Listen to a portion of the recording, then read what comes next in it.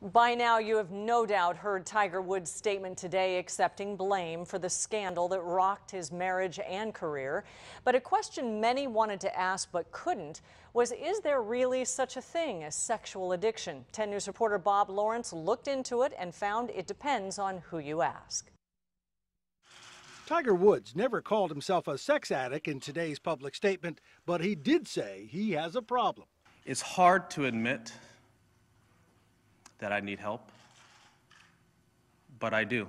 A board-certified sexologist and psychologist, Denise Silbert of La Jolla, said there are different kinds of sex addicts, but Woods is definitely one of them. And he's having a problem and acting out his internal conflict through sex. And so, yes, it is a legitimate thing. But she adds not everyone agrees on the definition.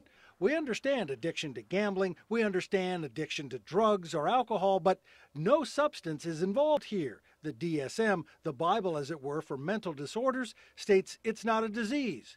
But whatever it is, a majority of those who are afflicted are men. Well, what makes an addiction is somehow, at least in the terminology that the mass media is using and many of the treatment centers, is that it's interfering in your life big time. And that's indeed what did happen to Tiger.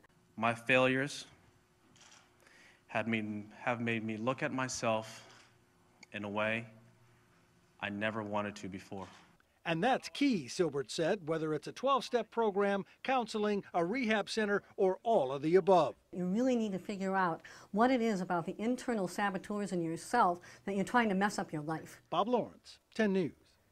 We surveyed nearly 500 San Diegans who watched or heard Tiger's statement today. 74% found him sincere, while 19% say he was insincere. Meantime, 52% think today's events helped Woods, while 37% said it had no impact, and just 10% say it hurt him. You can view the entire statement from Tiger Woods on our website under the red television button. You will also find links to help on the topic of sexual addiction.